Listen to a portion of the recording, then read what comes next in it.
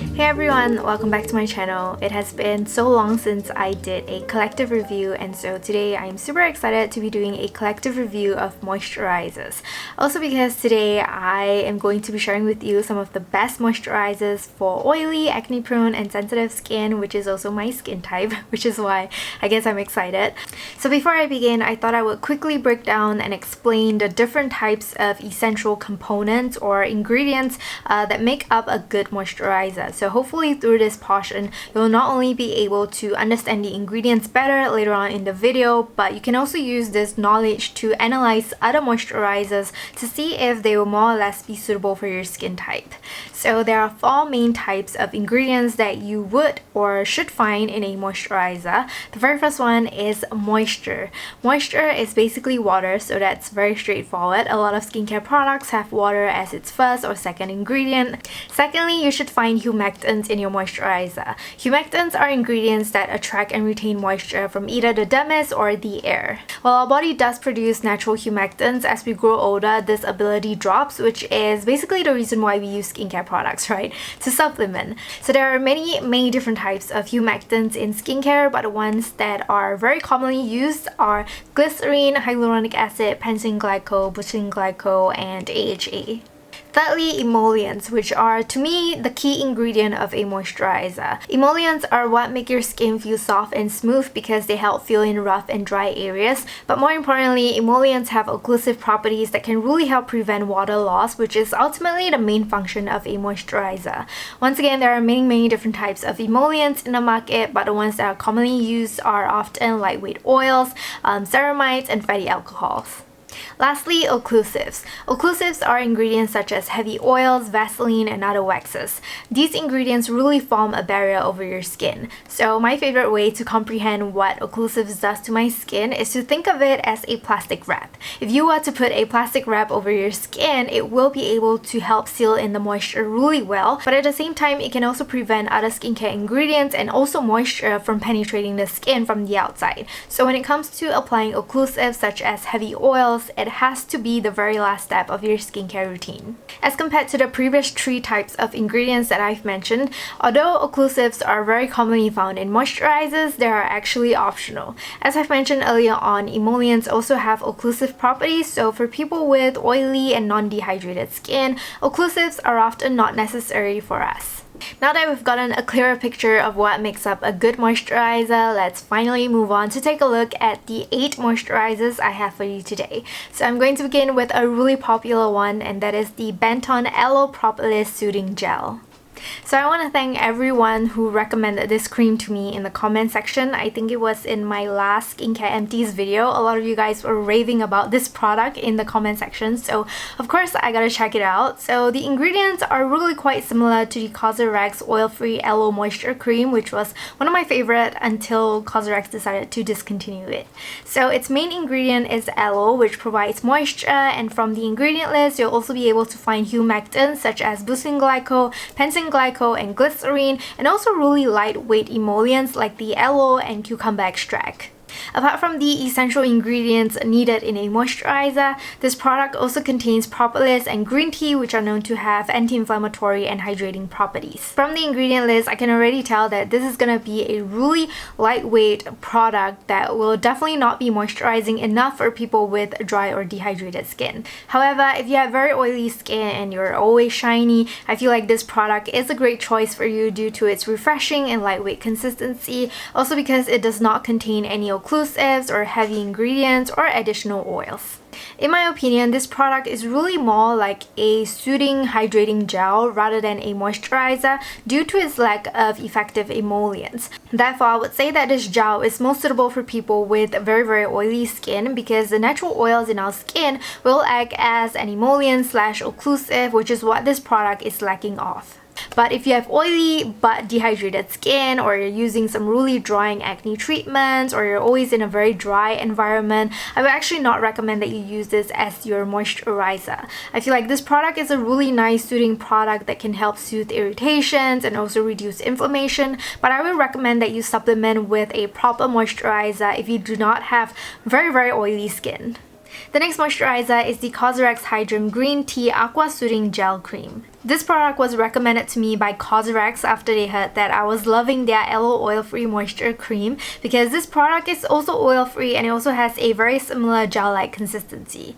Instead of aloe vera, its main ingredient is green tea, which is known to and proven to have antimicrobial and anti-inflammatory properties. Additionally, this cream is also loaded with humectants, and it also contains vitamin B5, aka pentanol, to help soothe the skin and also promote skin regeneration. In terms of emollients and its moisture sealing properties, because this product is an actual moisturizer, I do feel like it has a thicker consistency as compared to the aloe propolis soothing gel, and so I feel like it does work better in that sense. Nevertheless, it is still a very lightweight cream because it also doesn't contain much emollients, which is why I only use this during the daytime. Even though I have oily skin, because I use AHA, BHA, and retinol and benzoperoxide even in my routine, I do need something heavier, and so whenever I use this product, I like to go in with a sunscreen that contains a ton of emollients in it, just so it can help seal in the moisture better. In conclusion, I think this is another product that will be very suitable for people with oily and acne-prone skin. If you're always shiny during the afternoon, this is the moisturizer in today's video that I will recommend. Next up, I've got another Korean moisturizer, and it is the Village 11 Factory Dermal Clear B5 Cica Cream. First of all, I love that this cream is packed with a ton of soothing ingredients, including a few of my favorite ones such as pentanol, centella, medicaicide, and sodium hyaluronate. As compared to the previous two products, this moisturizer also contains more emollients, including squalene, which is an oil. So I used to mention this pretty often in my older videos, but as someone with acne-prone and sensitized skin, squalene is really one of my favorite oils to use back when I had really dehydrated skin. And the reason being, squalene has a comedogenic rating of 0 to 1, meaning that it is less likely to clog the skin. Secondly, squalene is also less likely to cause irritations to the skin because our body actually produces squalene and it's a part of sebum, making it more natural for our skin as compared to plant oils and nut oils and etc. If you have acne-prone skin, I highly discourage you from using 100% oils in your routine because they can be extremely clogging. And so one great way to incorporate squalene in your routine is to simply have it as one of the ingredients in your moisturizer. In conclusion, I think this product is suitable for most people because it is soothing, it is hydrating, it does not contain any drying ingredients, any heavily clogging ingredients, any known sensitizing ingredients. So I think it's a really great product that will also be suitable for people with acne-prone and slightly dehydrated and sensitive skin. Fun fact, this product was actually sent to me from YESSSS because I won some sort of influencer giveaway or something. Prior to receiving this product, I've actually never heard of this brand, so I'm really pleasantly surprised with this product and I hope you guys will check it out. It is not sponsored because I want it. Moving on, I've got two moisturizers from Hada Labo. Many of you guys have been asking me to review products from Hada Labo, so these two moisturizers are actually products that I've used couple of years back when I had non-sensitized skin and I really enjoyed using them. So I decided to repurchase them and try them again with my current skin condition, which is sensitized and acne prone. So one of the main attracting or selling point of Hada Labo is their use of many different forms of hyaluronic acid, which is a humectant. So hyaluronic acid comes in a few different forms and the difference is in its molecule size. The smaller the molecule size, the deeper it will be able to penetrate our skin.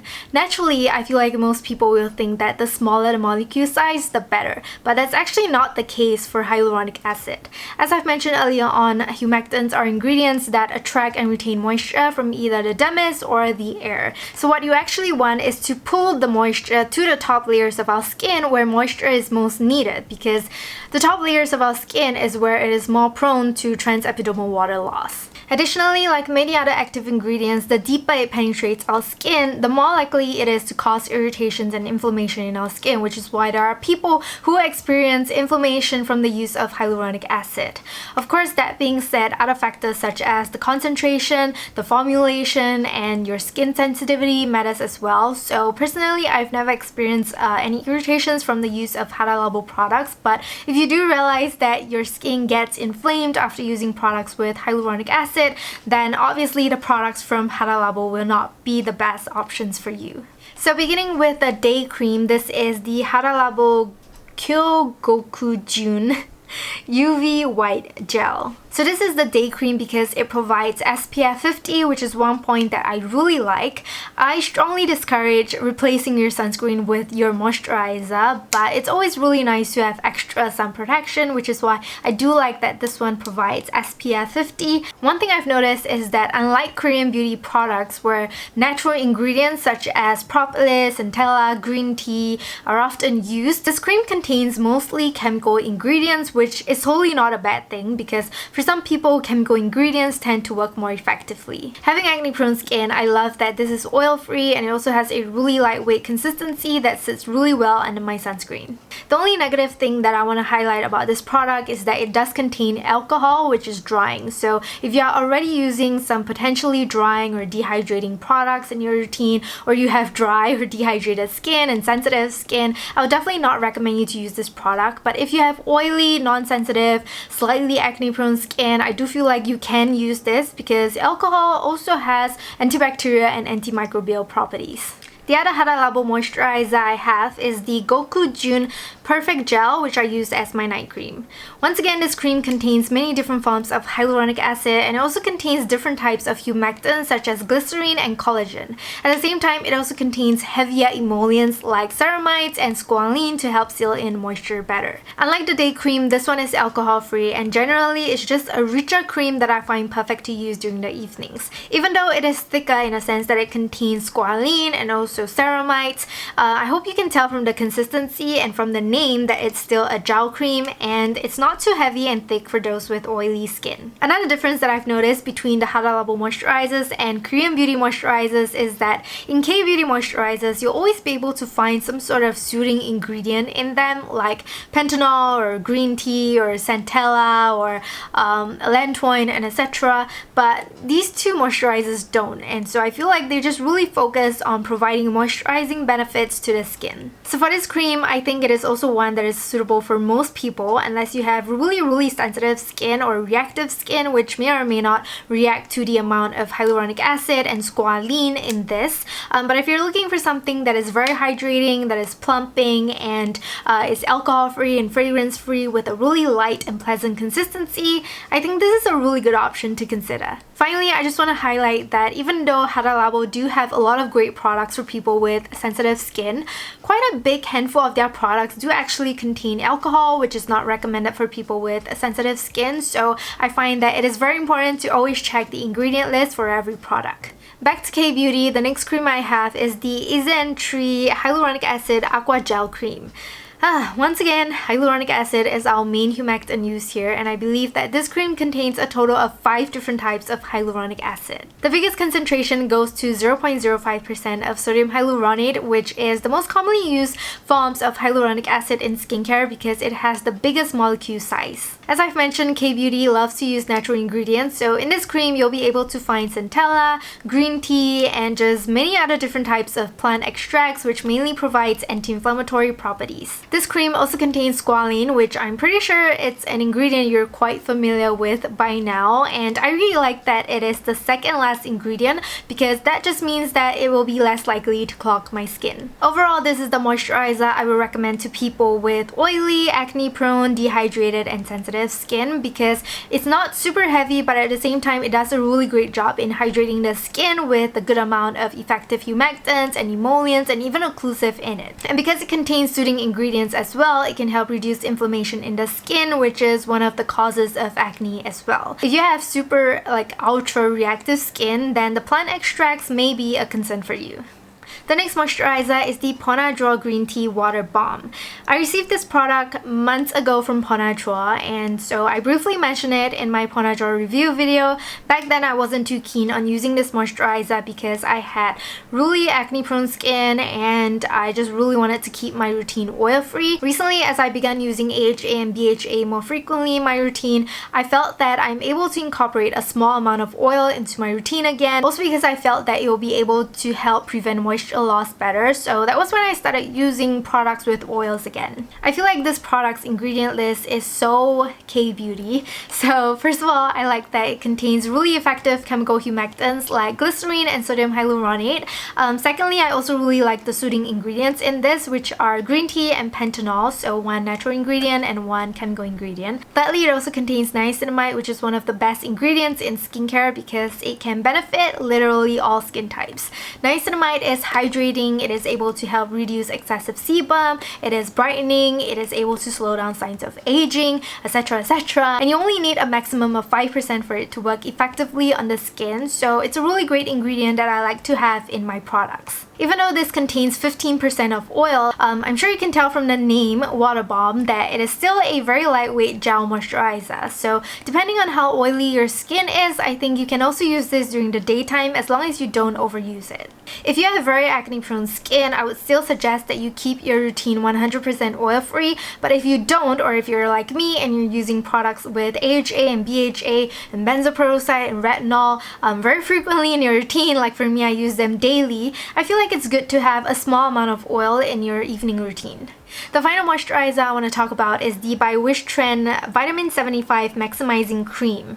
So I put this moisturizer last because it's the only moisturizer in today's video which I actually didn't use because it is super oil heavy, making it unsuitable for my skin. But since ByWishtrend is a really popular K-beauty brand, I thought of going through the ingredient list with you in case you are considering of getting it. So this cream is called Vitamin 75 because it contains 75% of vitamin water, which is water extracted from the vitamin tree, which is also the sea buckthorn tree. So sea buckthorn trees are known to be full of vitamins and antioxidants that are beneficial for your skin, but personally, I prefer chemical ingredients like niacinamide, pentanol, ferulic acid, retinol when it comes to vitamin extracts for the skin rather than some water extract. So instead of looking at it like it contains 75% of vitamin, I would just look at it like it contains 75% of water, like moisture. As I've said, this product is very oil heavy because it contains 4 different types of plant oils and also beeswax. So for people with oily skin, this cream is definitely a no-go, but if you're looking for something that is super occlusive, then this cream will be the most suitable one for your preference in today's video. One final ingredient I want to highlight about this product is that it does contain fragrance, but it is the very last ingredient. Some people can tolerate fragrance, some people can't. It all depends on the individual. Generally, fragrance is something that I would recommend you avoid if you can, but if it's the very last ingredient and if the product is working great for you, I feel like it doesn't hurt to have a little bit of fragrance in the product. So those are all the moisturizers in today's video. I hope you enjoyed the selection I have for you.